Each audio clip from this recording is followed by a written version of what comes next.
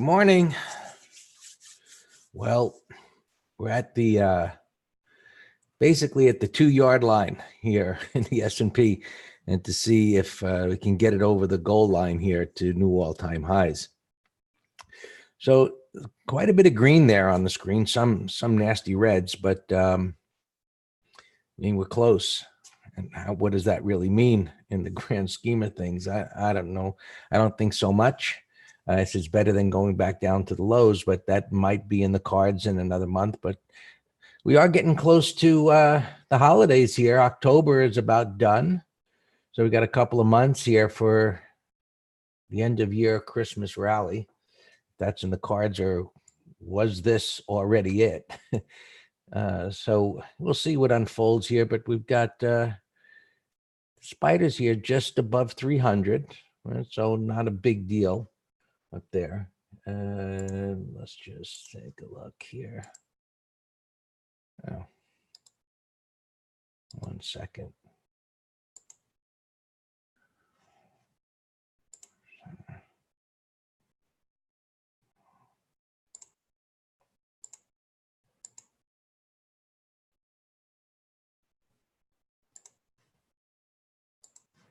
All right.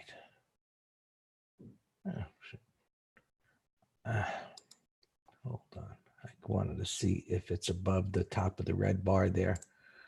And 358, just a peekaboo. Looks like just a peekaboo above there. 390 actually. No. So we're right there. Yeah, I should just move. We're right there, right at resistance. So look, down at support, buyers stepped up at resistance. I don't know if that's a bad tick or not, but obviously sellers are going to be in this area, and we'll see if it can get above. At least yesterday was a gap down reversal, which is supportive of going higher, and we've got a red bar ignored. So while we see this resistance area right there on the 60-minute chart, some sideways price action would be bullish. Of course, just blasting right through it would be too, but after this move, that's not the kind of setup that we go after to go long, meaning down to the bottom of the range, move to the top of the range and break through it, greater than 100% retracement. That's not the entry point that we take. What we need to see is either a consolidation, or if it breaks, then a pullback. The other side is a correction bar. That could be an entry point. Nonetheless, we'll look at what all the markets are doing. This has obviously been a pretty stiff area of price resistance. And so, as I've been saying over the last week or so, this sideways consolidation price action in the face of this resistance area is bullish. And as we could see, this went sideways for a little while as well, up at this high, and then fell again. But this one, it's a little different in that it's not quite to the high, but just here, and as it was chopping sideways there, we always view that, because it is bullish price action, or what we call absorbing supply. Right? So there's a demand area here, there's a supply area up here, and then as prices get to those reference points, we observe what the reaction is to them. And this chopping around, has been, well, chopping, but not falling. And here you can see the attempt to fall didn't follow through. And now we know that this attempt, gap reversal to fall, did not follow through. So now, obviously, we're going to see what happens as it gets up into this area, assuming that it can continue to move higher. And we've also talked about over the last several weeks the fact that this weekly pullback, the bottoming tails and such, was supportive of at least getting to the high.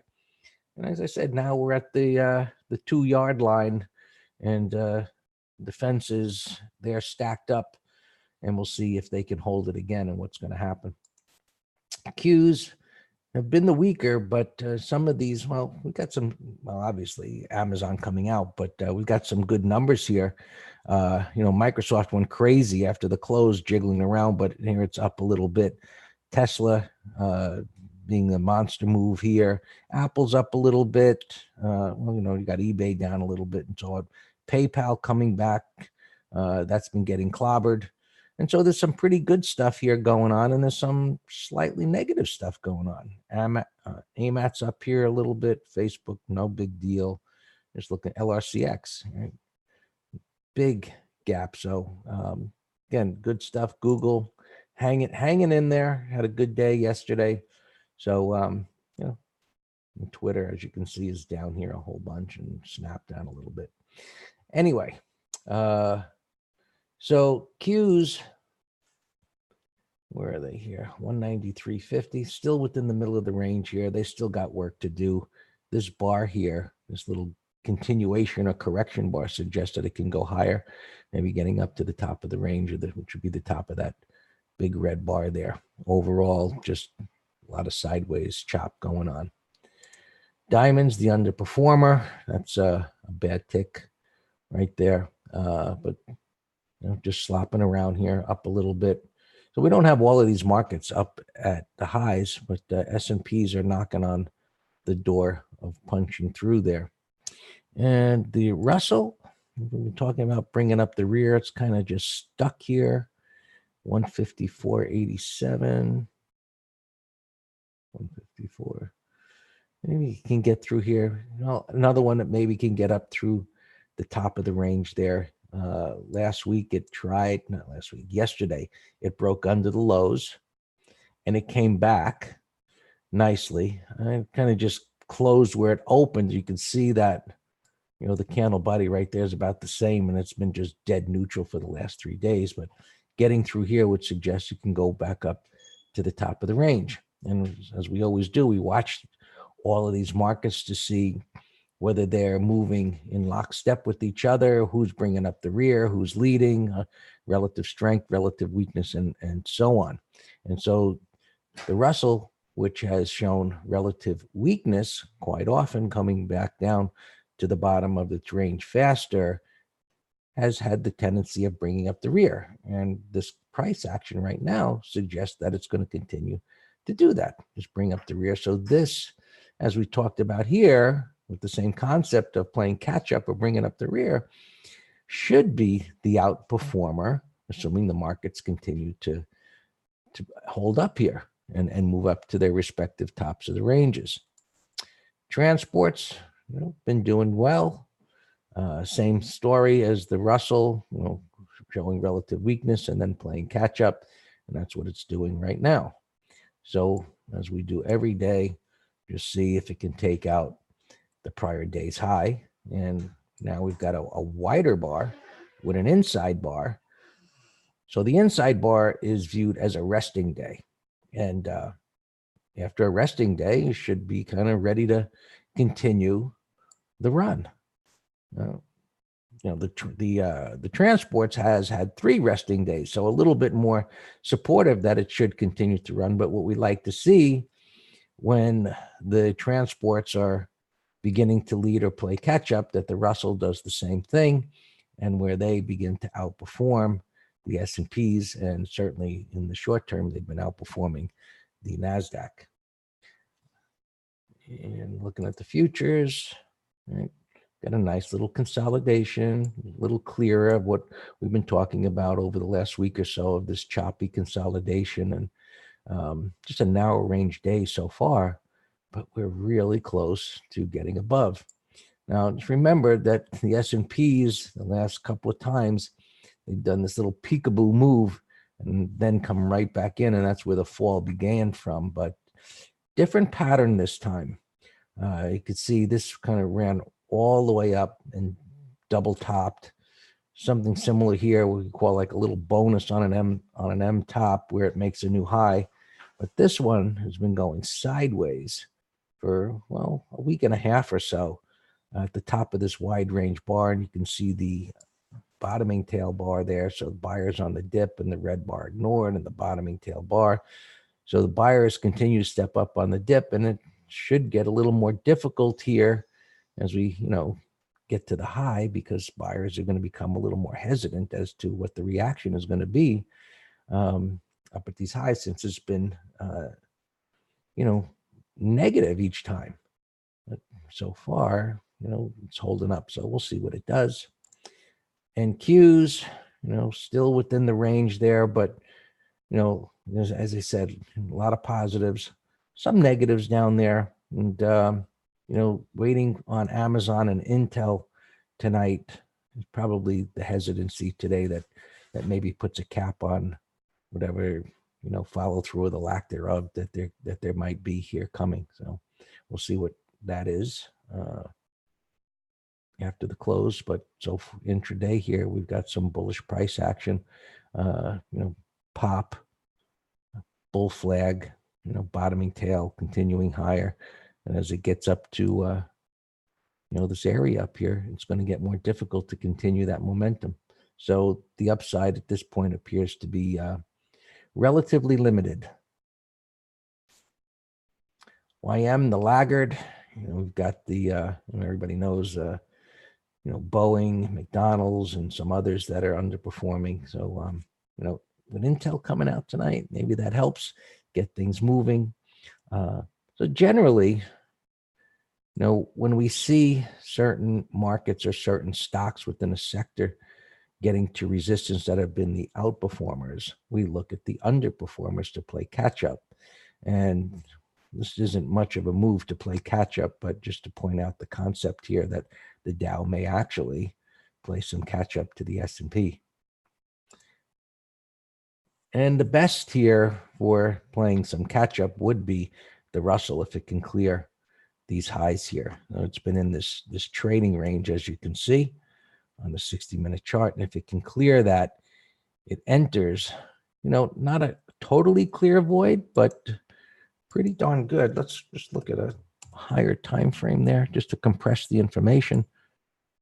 And you can see this little chop that it had on the way down, but it really shouldn't be much of a concern considering the sideways price action that's been going on here in this area. So if it can clear that, it should be able to get up toward that higher level there. So we'll be keeping an eye on to see if that happens. I wait for the Fed announcement, yes, next week, and stock earnings. And by the end of next week, George, whatever's going to happen is going to be over. So kind of like I understand waiting for those uncertainties to be out of the way. So the earnings, Amazon and Intel being the big dogs coming out today. But, if they're going to break out, probably they're going to do it before the Fed announcement. And then maybe there's a gyration on the announcement. But, hey, or maybe it just accelerates higher. And, Christmas rally is upon us here, and it's just going to be a continuation of the move off of the low. So it's a tough call, when you have that kind of uncertainty looming, but that's just what it is. And we have to deal with it and make a decision. So money management takes care of a lot of it by just trading smaller when there's uncertainty.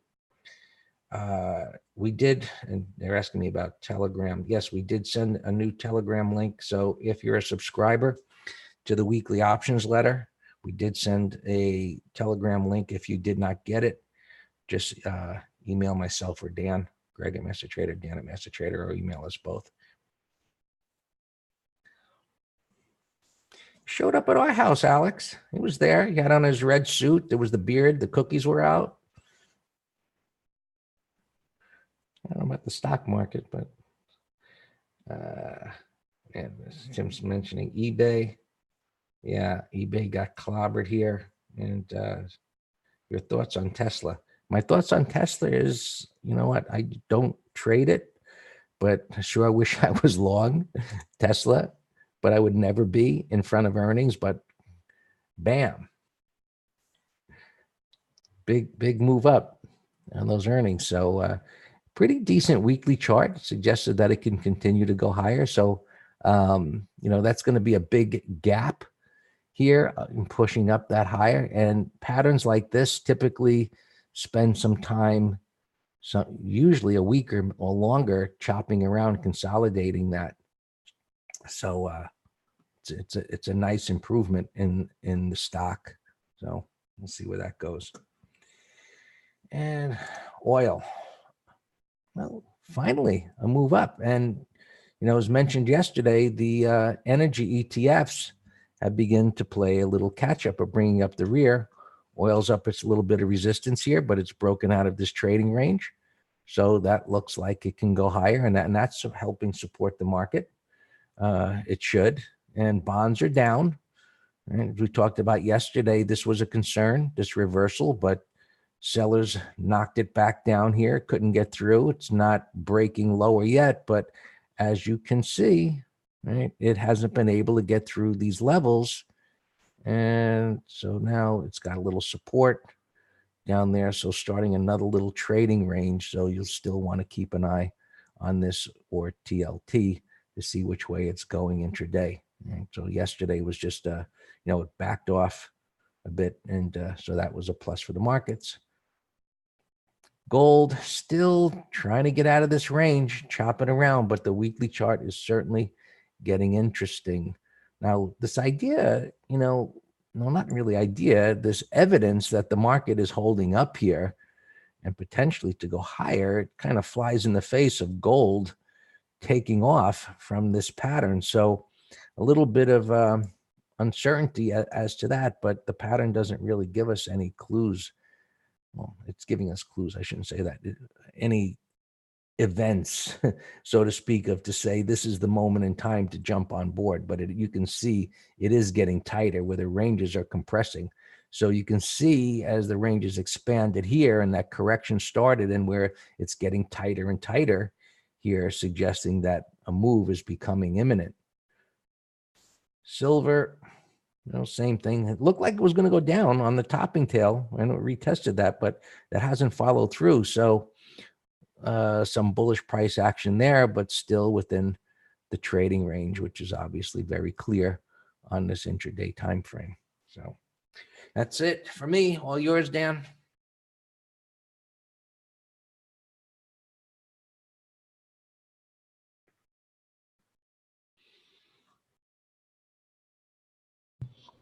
All right, thanks. Good morning.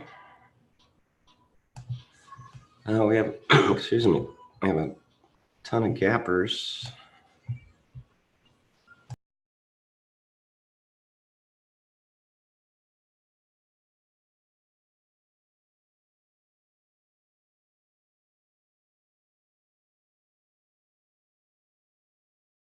All right, so let's just look at, excuse me, my voice is froggy here.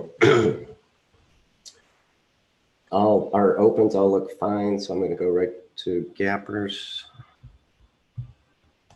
AZN here, ADR 4650. Wow, that's a bullish big gap, but too big. But put spread on a pullback, triple M 165. It's a bearish gap, but no great pattern.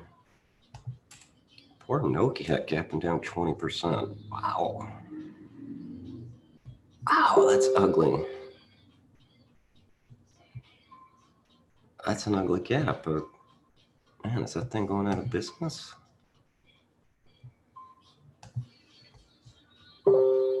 ADS 114, that's an ugly gap. But it's a big gap. So that, again, I'm just looking for tier ones, which are multiple time frame alignment. 22 bucks, gapping down here on the weekly, so it's under all this. That's a bearish gap. It's rallying here a little bit off the low, but that could be a 30-minute low. Wow, look at this disaster. 162. Wow. And look at that. You can tell that's had a bunch of reverse splits. Pump and dump here. And now it's been a dead animal. That thing looks like it's going out of business.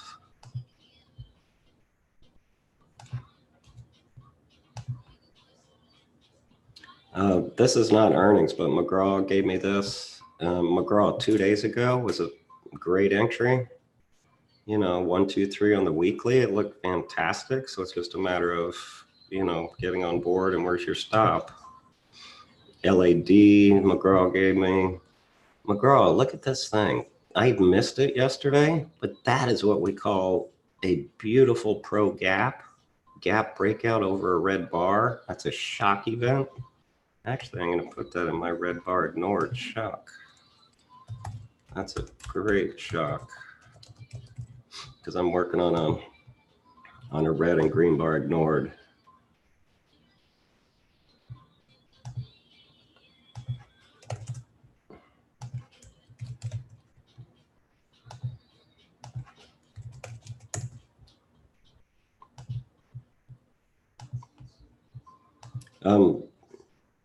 Did the majority of you get in the new weekly options trader channel with no problem? All right, so that again, that's it. That's a pro gap with a shock. That's beautiful. But the entry was yesterday. What do we got here, Mac? Oh, so the subscriber asked me about it as a 1, 2, 3. I said, yeah. Well, it's actually the same guy who gave me keys. That's where I got this trade from today. It's a 1, 2, 3, but this is in an uptrend after WRB to all-time highs. So Mac is okay, but you know, you're still swimming upstream. Hey Nick, if you can put your drop down to all panelists and attendees. So Tesla, you know, it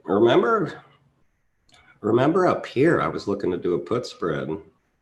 It was just acting bullish. It negated this gap, 100% retracement, bullish engulfing weekly, and it closed with a buy setup with 3 bottoming tails. So that's a bullish close.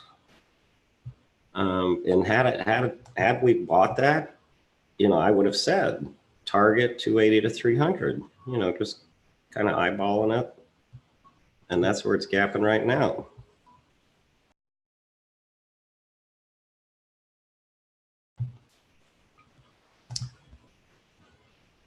Yeah, I have been since last week, and I've been trying to hide it and ignore it, but yeah, my voice is getting worse. So what do we do with this now? Yeah, Gertz, if you're long the calls, absolutely, I'd be selling in the strength.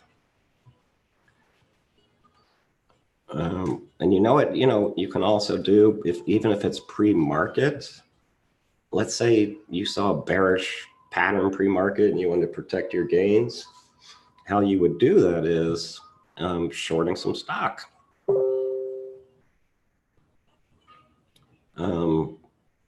Shorting stock, and you know, you have the right to buy it at 267, and now you're short it and you've locked in your gains.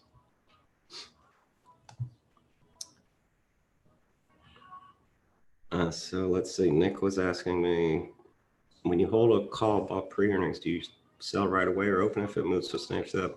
Nick, we manage opens like we do any other trade. We assess the gap, we assess what's it doing in the first, you know, couple of minutes. Does it want to take out a 5-minute high, and then we might trail?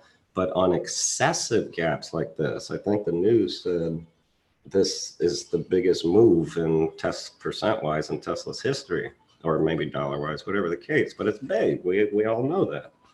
15% move is. Oh, and also for the option traders who love to sell premium into earnings, they got absolutely shellacked on this one. Why? Because, well, if they did, you know, shorted either call spreads or strangles, because the expected move was $19. And now it's gapping up 50. There's a lot of pain going on there. Yeah, on YouTube, somebody's asking me about, I mentioned Google put spread. If it closed strong, you could have sold a put spread. I was looking at the 1230, 1220, which was just arbitrarily $10 lower than you know, the 1240 support here. So I did not follow it up with an official post, so I can't take credit for it. Because I think I said I would advise But if you did it, it looks great. It was acting very well yesterday. And right here, that little higher low retest engulfing right here at 1445. That was your beautiful entry right there. It was into the afternoon. That was just textbook. All right, let's continue. I only got 1 minute to go. The same guy who gave me keys said, hey, what about shorting Estee Lauder under these lows? And I said, sure. Yeah. You know, it's in a downtrend, relative weakness. It's gapping up a little bit, so that even makes it better. Expedia, we were watching this one yesterday. You know, a little bull flag looking thing. I think Greg was trading trip up a little bit here pre-market. So bottoming pattern. Below, this is a core trade to us.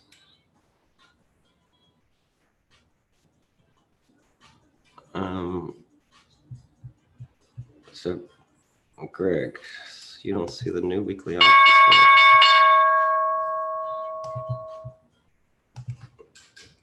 here, Greg. I'm just typing the word test in the weekly options trader Telegram. So tell me, okay, Paul. So Greg, he got it. Paul got it. Good. All right, cool. Yeah, all you got to do is just click the new link and it brings you right to the channel. All right, thanks everyone. Twitter here, disaster. Hey, you remember we bought as a swing trade? We bought as a swing trade this gap up on Twitter on September 5. And we made money on it, you know, with our trail stops, but look at that. I see how patterns can just get destroyed. On Tosco, McGraw put spread candidate. That's a nice gap from a bottoming pattern. Maybe even 30-minute high day trade long. Tro is gapping up to resistance, but a big mess. I'm just deleting you. Tech. Ooh, this is beautiful, guys and gals.